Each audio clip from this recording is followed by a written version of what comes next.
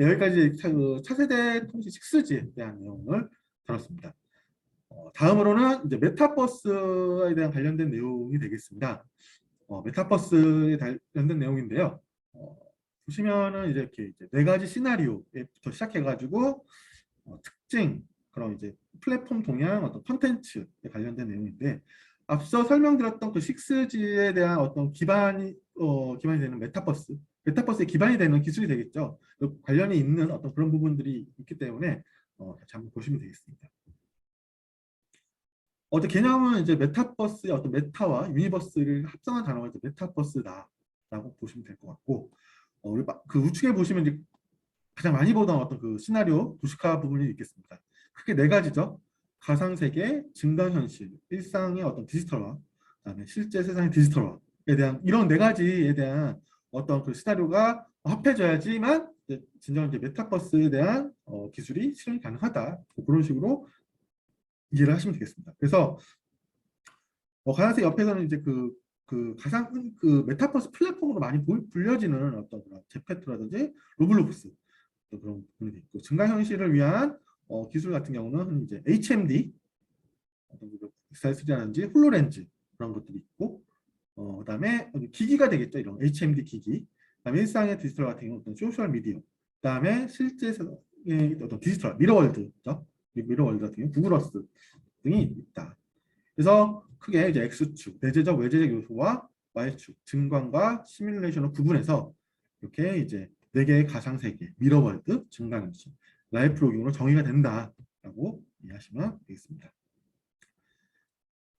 메타버스의 특징인데요. 다음은 요거는 이제 메타가 정의한 메타버스의 특징이 되겠습니다. 이제 메타는 이제 트위터가 사명을 변경해서 메타로 변경했는데요. 이 메타가 정의한 메타버스 특징인데, 현실감, 아바타, 사용자 공간 이런 식으로 이제 메타버스의 특징을 정의를 했습니다. 보시면 이제 현실감이 있어야 되고, 뭐 이질감이 있으면 안 되겠죠. 그다음에 어떤 아바타에 대한 내가 자신을 어떤 대표할 수 있는 어떤 가상에 대한 아바타가 있어야 된다.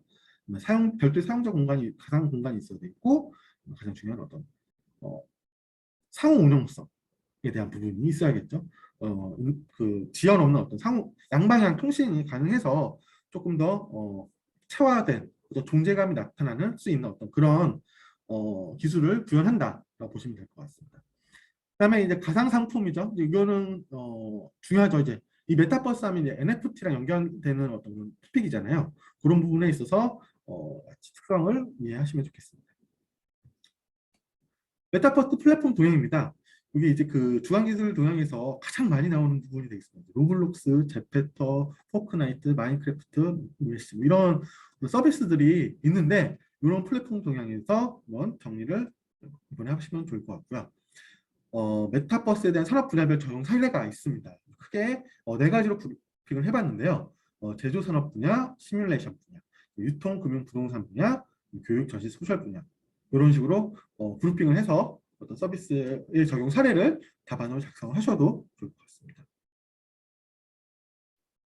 아까 메타버스 플랫폼의 메타버스 자체의 특성인데, 이거는 이제 플랫폼의 특성으로서 세 가지로 제시를 한 부분이 되겠습니다. 아까 말씀드린 대로 자신을 대리하는 어떤 아바타가 존재해야 되고, 그 다음에 자율도가 상당히 높아서 어떤 자신만의 독립 공간을 만들 수가 있어야 된다. 그 다음에 네트워크를 통해서 양방향 타인과의 교류가 가능해야 된다. 그러려면은 이제 종합하면은 이제 컴퓨터 그래픽 기술을 바탕으로 해서 사람들이 모여서 무엇인가를 할 수 있는 어떤 가상의 공간을 생성한 후, 그다음에 네트워크 기술을 활용해서 시공간 공간의 제약을 넘어서 만날 수 있는 어떤 그런 플랫폼이 어떤 메타버스 플랫폼으로 인지를 해야 된다라는 어떤 그런 내용이 담겨져 있습니다.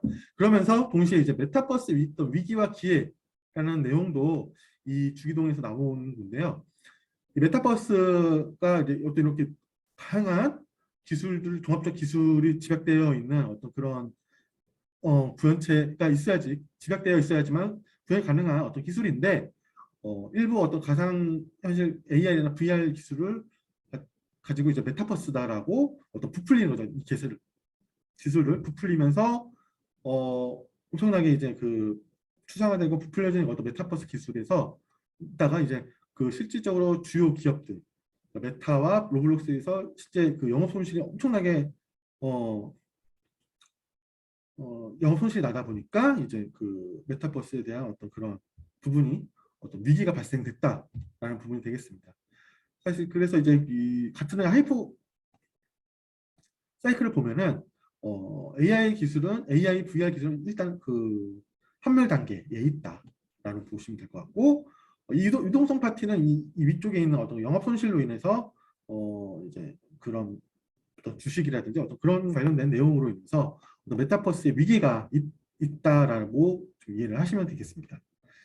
또 풀려진 기술이 이제 실적으로 어떤 그 대표가 되는 그 기업에서 영업 손실이 나니까 어떤 그런 그 부풀렸던 그 기술이 어떤 위기가 발생했다. 그렇게 이해하시면 되겠습니다.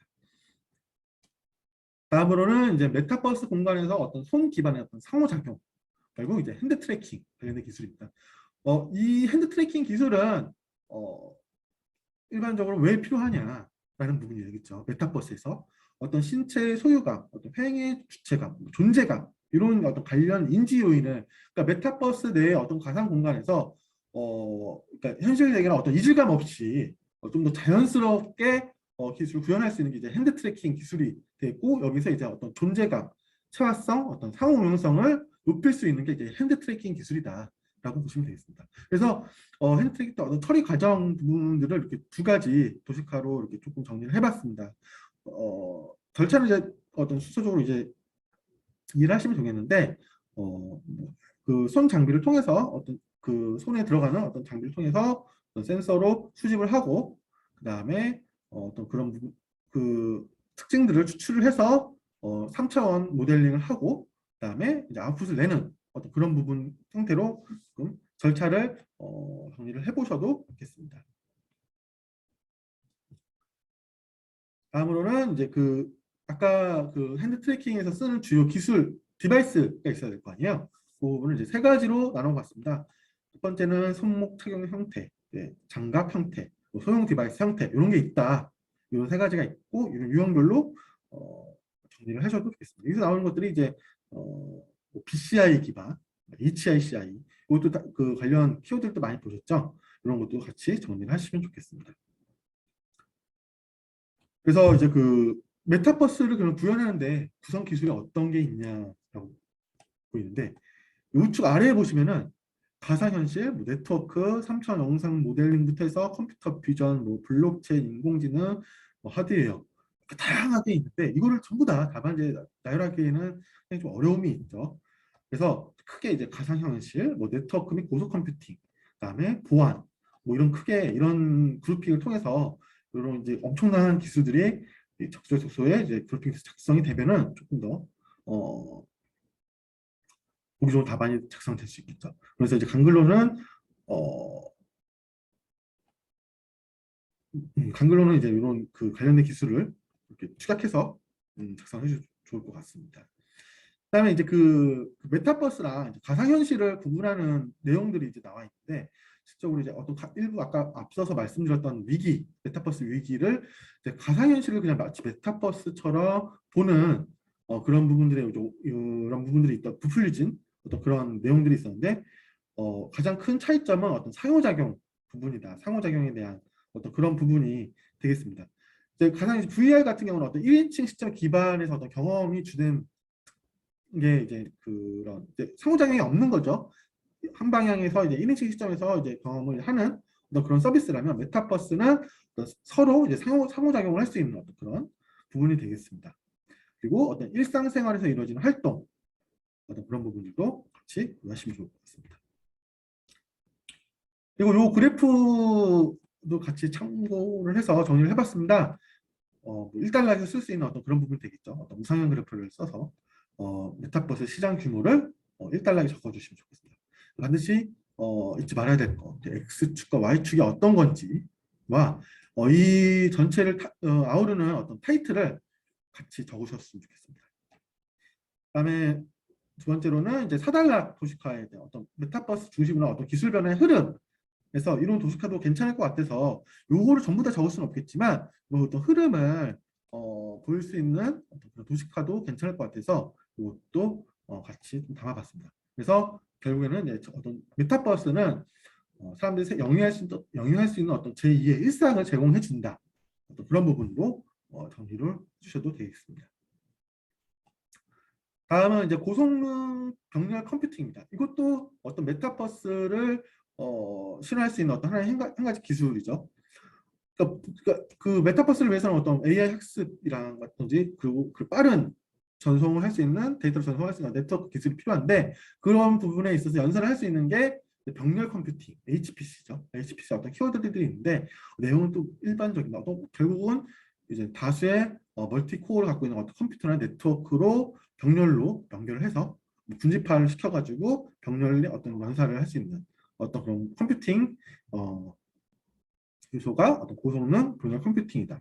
관련된 부분들에 있어서 이제 CPU라든지 GPU, 그다음에 봤던 그 GPGPU, TPU, 그리고 IPU까지 이런 관련된 부분들도 키워드로 있을까 한번 정리하시면 좋겠습니다. 고성능 병렬 컴퓨팅이 하는 부분들은 이제 고품질 그래픽 연산, 그다음에 저지연 데이터에 대한 전송, 그다음에 대규모 컴퓨팅에 대한 어떤 연산들을 빠르게 할 수 있는 게 이 고성능 병렬 컴퓨팅이다, HPC다라고 정리하시면 되겠습니다.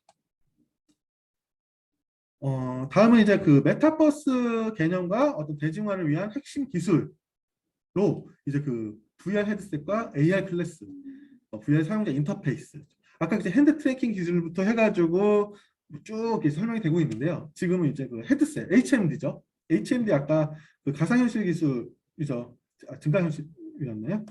그 네 가지 축에서 하나가 갈 수 있는 게 이제 HMD였잖아요. 아까 네 가지 시나리오에서 그게 이제 그 HMD에 대한 부분이 되겠습니다. 이 HMD는 크게 두 가지로 나눠지죠. 비디오 See-through HMD, 그다음에 옵티컬 See-through HMD.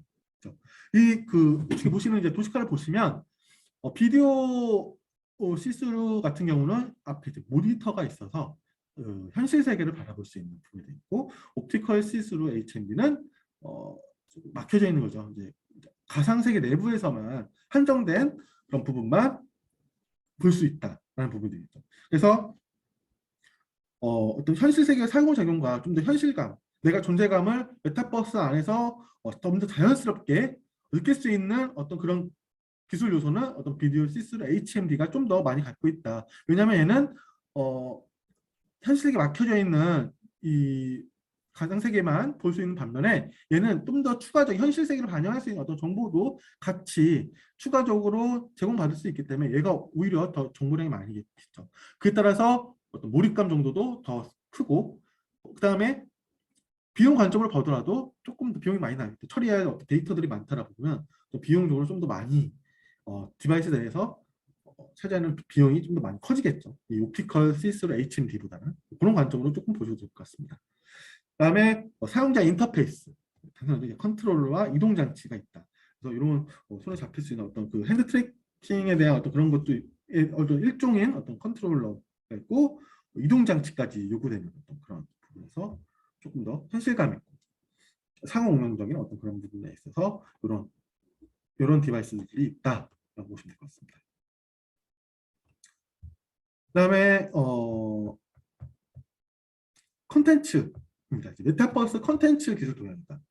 어떤 기술들이 구현되어 있고 정말 이제 그 완벽한 이제 메타버스를 구현할 수 있는 어떤 공간과 인프라 어떤 그런 기술이 마련되어 있는데 사용자가 그 관심 있는 어떤 콘텐츠가 없다라면은 상당히 무용지물이죠. 그래서 그 메타버스 서비스를 활성화하기 위해서 가장 핵심이 되는 게 킬링 컨텐츠가 되는 거죠. 컨텐츠 역할이 가장 핵심이 되는 거고 이 컨텐츠 자체가 메타버스 생태계 가치 사슬의 어떤 중심축이 될 수 있다라고 이해하시면 되겠습니다. 그래서 이 메타버스 컨텐츠가 뭐냐 도대체 어떤 기존 컨텐츠의 특성을 디지털 변환을 해서 거기다 이제 메타버스 어떤 아까 말씀드렸던 메타버스 기술을 도입을 해서 메타버스의 어떤 특성을 나타낼 수 있는 게 메타버스 컨텐츠다. 읽어보시면 이제 메타버스 공간상에서 표현되거나 메타버스 내에서 직접 생성되고 소비되는 어떤 콘텐츠들인데 이게 이제 결국에는 기존의 콘텐츠의 디지털 전환을 거쳐서 메타버스의 개념과 그다음에 기술들이 융합되어서 갖게 된 특성들이 있는 콘텐츠라고 보시면 되겠습니다. 그래서, 기존 콘텐츠의 어떤 디지털 변화를 통해서 그다음에 메타버스 기술들을 융합해서 만든 게 이제 메타버스 콘텐츠다라고 그냥 이해하시면 될 것 같고, 그다음에 이제 콘텐츠 유형이 크게 이제 세 가지로 나눠져 있습니다. 이거는 이제 그 메타버스 플랫폼 자체 내에서 자체에서 제공해주는 거죠. 자체에서 제공해주는 어떤 그런 콘텐츠가 있을 거고, 그다음에 플랫폼 내 자체 내에서 생성이 되는 어떤 유저들이 생성할 수 있는 어떤 그런 콘텐츠들도 있을 거 아니에요. 그런 부분들이 있겠고, 그다음에 마지막으로 외부 유입되는 콘텐츠, 외부에서 유입되는 어떤 콘텐츠들을 해서 이렇게 세 가지가 있다라고 보시면 되겠습니다. 그리고 다음은 이제 메타버스 구현을 위한 기술 요소가 있는데, 아까 그 잔뜩 있었잖아요. 가상현실부터 해가지고 블록체인, 인공지능, 반도체까지 엄청난 기술들이 있는데, 그거를 쫙 나열하는 것보다는 이렇게 어떤 센서 정보 수집, 관리 및 공유, 가상 모델링, 현실 가상의 증가, 또는 현실 가상 연동 및 상호작용, 이런 식으로 그룹핑을 해서 조금 더 진짜 내가 그 메타버스 구현하는데 필요한 어떤 그런 기술을 조금 더 그룹핑해서 작성이 된다면은 조금 더 좋을 것 같아서 이런 부분들도 같이 참고를 해봤습니다. 그리고 메타버스가 이제 NFT, 아까 말씀드렸던 그 가상 상품에 대한 부분이 있는데, 이게 이제 가상 융합 경제, 그렇죠? 이 메타버스가 가상 융합 경제 실현에 위한 어떤 하나의 기술이 된다. 이게 왜냐하면 이제 메타버스 내에서 어떤 콘텐츠를 생산되고 그 콘텐츠를 주고 사고 팔고 할 수 있는 어떤 그런 경제 활동을 할 수 있는 게 되는 어떤 그런 공간이다 보니까 어떤 가상융합 경제를 실현할 수 있는 기술이 블록체인 관련과 그다음에 NFT이다. NFT는 이제 많이 보셨잖아요. 콘텐츠의 어떤 희소성 가치와 소유권 부여. 그리고 이제 이 메타버스 NFT 관련된 기출문제도 나왔었죠. 바로 이전차에 나왔었던 걸로 기억을 하는데, 이 부분에서 이제 다음 부분에 설명을 드리도록 하겠습니다. 이게 이제 메타버스랑 이제 NFT 관련된 부분이죠. 이 NFT에 대한 올바른 이해를 먼저 서두에 이제 나와 있는데, 이제 NFT를 이제 암호화폐로 종교를 이제 정의를 작성할 때 암호화폐를 이제 종교를 작성하는 부분인데, 이거는 토큰이다라고 보시면 될 것 같습니다. 이 토큰이라는 걸, 그래서 이제 이 토큰에 대해서 이제 설명을 하는데, 토큰에 대해서 어떤 그 기초 자산을 거래하기 불편한 기초 자산을 좀 더 편리하게 거래할 수 있는 어떤 그런 수단이 토큰이다. 그래서 토큰에 대한 3요소도 같이 보시면 좋을 것 같고, 그래서 이 토큰을 이제 그 대체 가능한 토큰과 대체 불가능한 토큰으로 한 그 표준화된 게 이제 이 NFT다. NFT는 우리가 많이 작성하는 ERC20, 다음에 NFT는 ERC721, 이렇게 대체 가능 토큰, 대체 불가능 토큰, 이런 식으로 이제 많이 정리가 되는데요. 이것도 같이 이해하시면 좋겠습니다. 그리고 이제 여기 이제 그 블록체인 내에서 이제 전송 함수 관련된 부분이 되겠습니다. ERC20 프로토콜과 ERC721의 그 세부 이제 프로토콜에서 쓰이는 어떤 전송 함수의 그 파라미터를 보면은 차이점은 이제 이경 같은 경우는 대체 가능한 거죠. 이제 밸류에 대한 값이 있다면은 이 대체가 불가능한 이제 721는 이제 ID를 이제 반환하는 파라미터로 반환하는 어떤 그런 부분이 큰 차이점이 되겠습니다. 그래서 ERC20은 이제 이렇게 보시면 이제 밸류 단위 어떤 단위 전송을 하는 반면에 이제 그 721은 이제 큰 아이디 단위 전송. 얘는 이제 값을 변경할 수 있는 거죠. 이 파라미터가 주어져 있다 보니까. 근데 아이디가 이 721은 값이 아닌 아이디로 이제 그 변경을 할 수 없는 어떤 그런 소유권을 희소성 NFT 자체가 어떤 그 컨텐츠에 대한 어떤 희소성 가치와 소유권을 부여할 수 있는 어떤 그런 프로토콜이기 때문에 변경할 수 없기 때문에 어떤 밸류보다는 토큰 아이디를 제공한다, 파라미터로. 그런 식으로 이해하시면 좋겠고, 또 추가적으로 이 아이디다 보니까 고유하게 식별할 수 있는 그런 부분들도 제공한다라고 보시면 되겠습니다. NFT 관점에서 보는 이제 블록체인에 대한 활용이죠. 크게 두 가지가 되겠습니다. 메타버스 내에서 NFT 관점에서 본 블록체인의 활용이라고 보시면 될 것 같고, 첫 번째로 NFT와 블록체인 연결 또한 거래 문제점이 되겠습니다. 크게 두 가지로 나눌 수 있는데, 가상 세계에서 이제 기초 자산을 토큰화할 수 있는 부분에 있어서 신뢰성 보장 방안이 필요한데 이거를 블록체인을 통한 검증을 하겠다. 이제 이 기초 자산 NFT를 토큰화하는 어떤 과정에서 신뢰성이 있어야 되는데 이 부분을 이제 블록체인으로 검증을 한다, 할 수 있다라는 부분이 돼 있고, 그다음에 계약서에 대한 위변조 차단, 그죠? 이제 일반적으로 현실에서 이제 계약을 할 때 계약 날짜에 정확하게 해야 되는데 뭐 차일피 미뤄지다 보니까 뭐 이런 것들에서 어떤 신뢰성이 떨어질 수가 있는데 어떤 정해진 날짜에 강제적으로 이제 그 계약이 이루어질 수 있는 어떤 그런 게 이제 스마트 컨트랙트로 해결할 수 있다. 그래서 이런 블록체인 연기를 통해서 어떤 이런 거래 문제점들을 어, 해결할 수 있다. 그게 첫 번째고, 두 번째는 NFT와 이제 블록체인 연결을 통해서 당연히 이제 디지털 작품 소유권을 보장한다. 가상세계에서는 이런 작품들을 무한 복제해가지고 서로 소유권을 주장할 수가 있는데 이걸 NFT를 통해서 소유 권리를 기록하고 유변조가 되지 않도록 해서 뭐 아까 말씀드렸던 콘텐츠의 희소성 가치와 그다음에 소유권을 보장할 수 있다라는 부분이 있고, 이 NFT를 통해서 디지털 등기소도 구현이 가능한 어떤 그런 것들도 제시가 되어 있습니다. 우측에 보시면 이제 NFT와 블록체인 기반의 어떤 디지털 등기소 부분이 있는데 이것도 한번 보시면 좋겠습니다. 그 다음에 이제 다음으로 이제 메타버스 관점에서 이제 보는 이제 블록체인에 대한 활용이 되겠습니다. 메타버스에서는 이제 NFT 활용이죠. 토큰화 거래로 이제 편리성이 보장되고 NFT 그다음에 스마트 컨트랙트 블록체인 연계로 인해서 거래에 대한 신뢰성 보장이 가능하다. 그다음에 다오 관점. 다오가 이제 탈중앙화된 자율 조직이 있잖아요. 인간의 개입 없이 자율적으로 운영되는 조직인데 여기서 이제 메타버스에서 유 다오에 대한 어떤 그런 탈중앙화된 자율 조직이 반드시 필요하다가 되겠고, 그 다오 구현을 위해서 전제 조건이 있습니다. 이 네 가지죠. 자율적으로 이제 그 투표를 통해서 합의 알고리즘에 대한 부분이고, 그 다음에 합의된 결과에 대한 강제 인해, 스마트 컨트랙트에 대한 부분이 되겠고, 기록에 대한 어떤 위변조 차단과 그 다음에 기록의 어떤 투명한 공개는 이제 블록체인 관련된 것과 이제 NFT 관련된 부분이 되겠습니다. 그래서 이제 메타버스에 대한 내용은 여기까지고요. 다음은 지능형 IoT에 관련된 내용입니다. 지능형 IoT에서 이제 CITS 분야에 되겠습니다. 기존의 ITS와 CITS에 대한 차이점에 대한 부분인데, 기존에서는 보시면 이제 단방향에 대한 그러니까 어떤 그런 이런 CCTV나 뭐 DSRC에서 이제 단방향으로 내려온 데이터 수집된 데이터만 가지고 활용을 했었는데, CITS에서는 이제 양방향으로 조금 더 양방향 데이터를 이제 교환한다. 차량과 인프라 간의 양방향으로 데이터를 교환한다. 그래서 왜냐하면 기존 ITS 같은 경우는 그래서 이제 어떤 그런 도로에서 발생하는 어떤 돌발 상황을 빠르게 대처하기에는 단방향으로는 조금 어떤 지연이 발생해서 힘든데, 이 양방향 통신을 통해서 빠르게 상황 대처가 가능하게끔 예측할 수 있는 그런 통신과 어떤 그런 인프라가 가능하다라고 보시면 되겠습니다. 그래서 이 CITS 양방향으로 함으로써에 대한 대표적인 서비스는 이런 부분들이 있다. 읽어보시면 될 것 같습니다.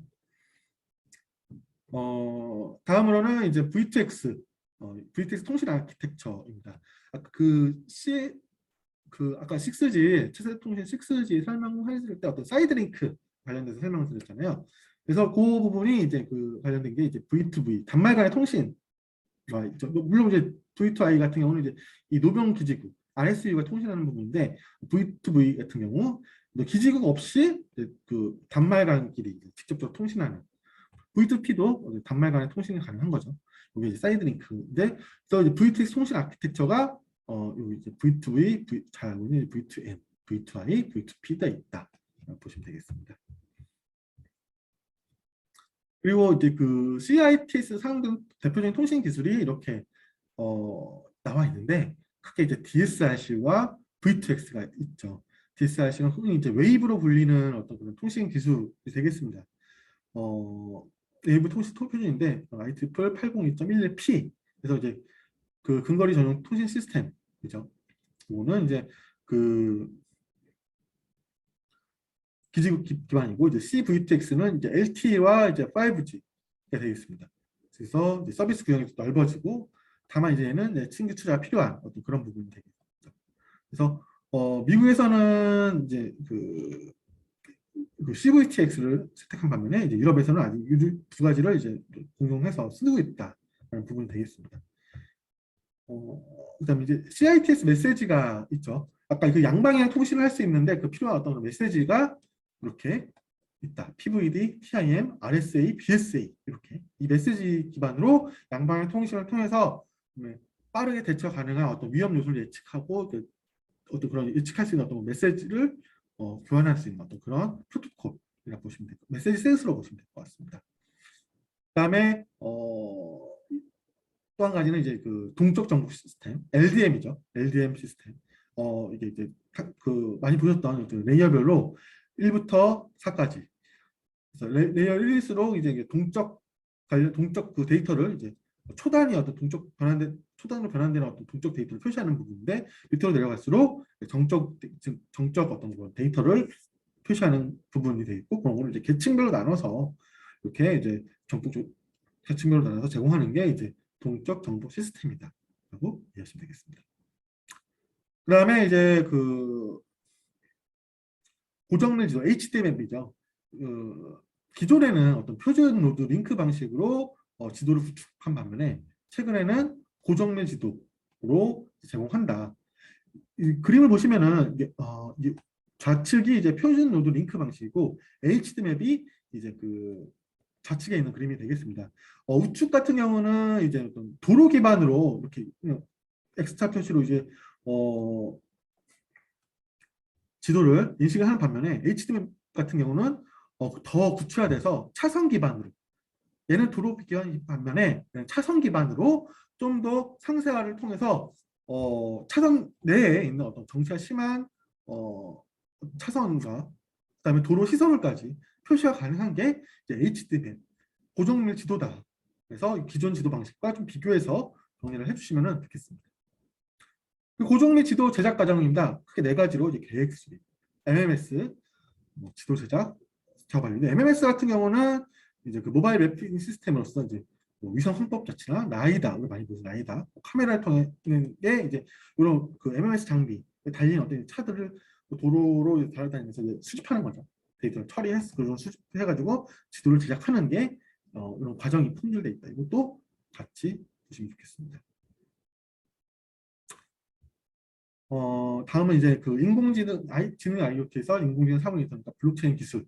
그러니까 인공지능 사물 인터넷에 블록체인의 기술 도입한 부분이 되는데, 인공지능 사물 인터넷 같은 경우는 진화에 대한 그 장표가 이렇게 하나 있는데 한번 보셔도 좋겠습니다. 이거는 이제 지난번 특강 강의할 때도 요 똑같은 장표가 있는데요. 초반은 단순 연결형에서 지능형, 그다음에 마지막으로 자율사물형까지, 자율사물 가트너가 제시한 그 예전에 10대 기술 중에 자율사물 관련된 그런 키워드가 있었잖아요. 그게 이제 자율 IT로 보시면 좋을 것 같습니다.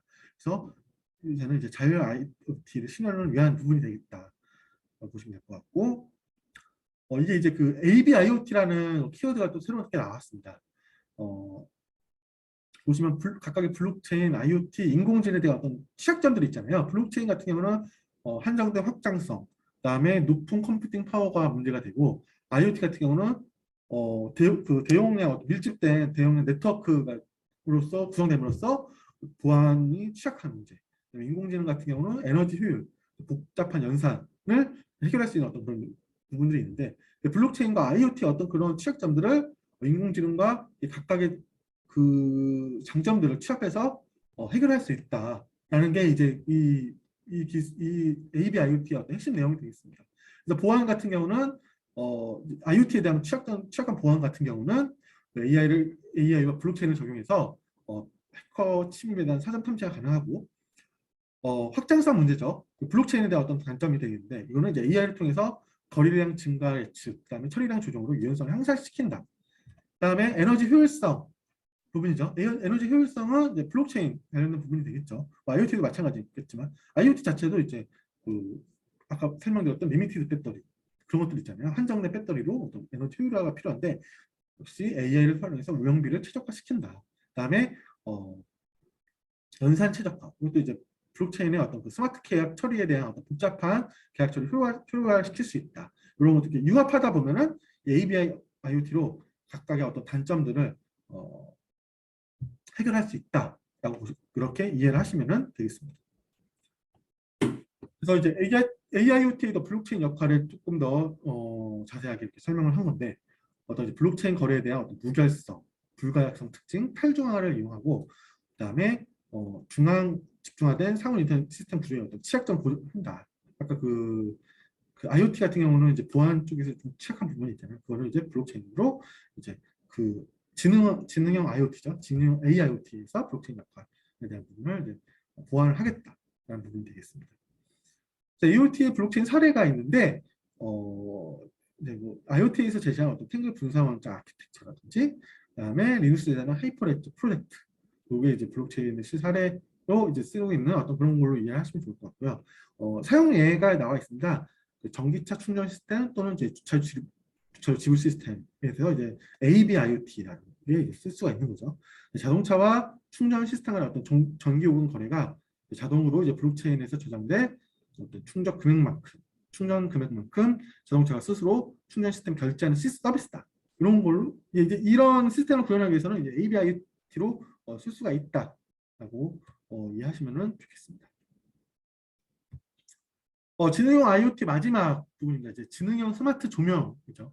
이 스마트 조명이 이제 결국에는 이제 우리가 많이 쓰이는 어떤 조명을 AI 기술을 융합해서 스마트하게 조명 제어를 하겠다. 그러면서 에너지 이것도 결국에 가장 큰 축이 되는 거는 에너지 절감이죠. 에너지 절감을 가능한 거고 인간의 삶의 질을 중시하는 어떤 인간중의 조명으로 질을 촉구하겠다. 상당히 좋은 말이죠. 이런 부분도 같이 정리되어야 됐으면 좋겠습니다. 그래서 관련 그래프도 나와 있으니까 어떤 시장 전망은 이렇게 밝다라고 이해하시면 되겠습니다. 그래서 이제 대표적으로 이제 스마트 조명 AI 기술 동향에서 보시면은 이렇게 크게 두 가지죠. 첫 번째로는 이제 강화학습을 기반으로 결국 이제 세부적인 알고리즘은 이제 큐러닝을 기반으로 그 조명을 밝기를 조절하는 어떤 그런 부분이 있겠습니다. 그래서 이거 관련된 제시를 보시면 될 것 같고, 그다음에 세계열 데이터 분석을 통해서 그 터널의 어떤 그 초입과 안에 있는 어떤 그런 휘도나 어떤 그런 터널 환경 데이터를 분석해서 조명을 제어하는. 결국에는 에너지 절감이 핵심 기획되겠죠. 네. 그리고 다음은 이제 지능형 스마트 조명 테스트 베드 기반 연구 동향입니다. 뭐 라이프 로그 기반, 뭐 LSTM을 사용해서 뭐 자율 가로등 시스템을 제어하는 어떤 테스트 베드를 구축했다. 이런 것들이 있다라고 보시면 되겠습니다. 다음부터는 이제 지금 이 디지털 트윈인데요. ICT 신기술입니다. ICT 신기술에 대해서 설명을 드리도록 하겠습니다. ICT 앞에서 목차를 설명드릴 때 ICT 신기술은 이제 디지털 트윈, 뭐 스마트 팩토리, 그다음에 스마트 시티부터 해서 뭐였죠? 그 표준 동향, 엠팩I 이런 것들을 ICT 신기술에서 남겨져 있던 것들 핵심 토픽만 모여서 정리를 해봤습니다. 첫 번째가 이제 디지털 트윈 관련된 내용인데 BIM, LOD, 3D 구현 방안이 되겠습니다. BIM이라는 게 이제 BIM이라는 게 이제 빌딩 인포메이션 모델링입니다. 기존의 평면 도면 설계에서 한 차원 진화해서 SOC 전 분야죠. 이제 토목 건설에 대한 어떤 그런 그 모델링하는 어떤 그 가상 모델을 생성하는 어떤 그런 기술인데 이 빔을 통해서 디지털 트윈을 구현하는 어떤 그런 기술이 되겠습니다. 그래서 이 빔에 대한 어떤 상세한 수준이 되겠죠. 그러니까 그 모델링을 이제 가상 모델링을 구현하는데 어떤 성숙도 지표 형태로 또 얼마만큼 좀 더 그 구체화되는 어떤 그런 객체를 어떤 가상화로 구체화되게 할 수 있는 어떤 그런 수준을 이제 그 LOD 우리가 아까 알고 있는 LOD가 이제 그 링크 데이터의 성숙도 수준인데 이거는 이제 아니고 그게 아니고 이제 BIM에 대한 어떤 상세화 수준을 나타내는 겁니다. 레벨 오브 디벨롭먼트. 그죠?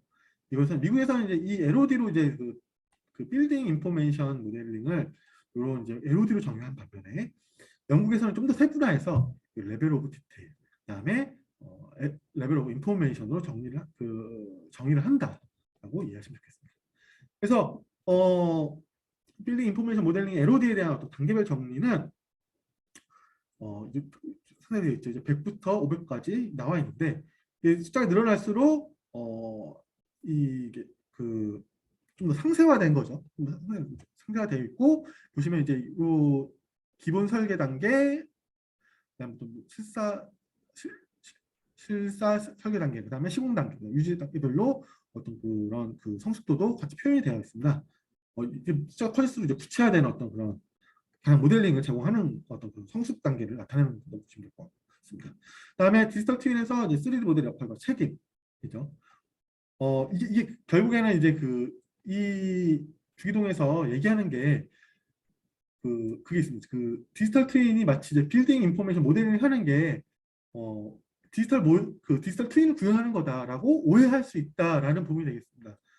근데 이제 사실 앞에서 설명을 드렸듯이 빌딩 인포메이션은 디지털 트윈을 구현하기 위한 어떤 그런 모델링 과정으로만 보면 될 것 같고, 디지털 월드에 대한 어떤 가상화된 부분이라면 실사에 제어까지 할 수 있는 게 디지털 트윈이죠. 이건 디지털 트윈 구현을 위한 어떤 일부 그런 기술로 이해하시면 좋겠는데, 거기에 따른 어떤 역할과 책임이 이렇게 나와 있다라고 보시면서 이제 어떤 책임을 매니저, 모델러, 그다음에 빌딩 인포메이션 서비스 프로바이더까지 이렇게 역할들이 있는데 이것도 한번 읽어보시면 좋겠습니다.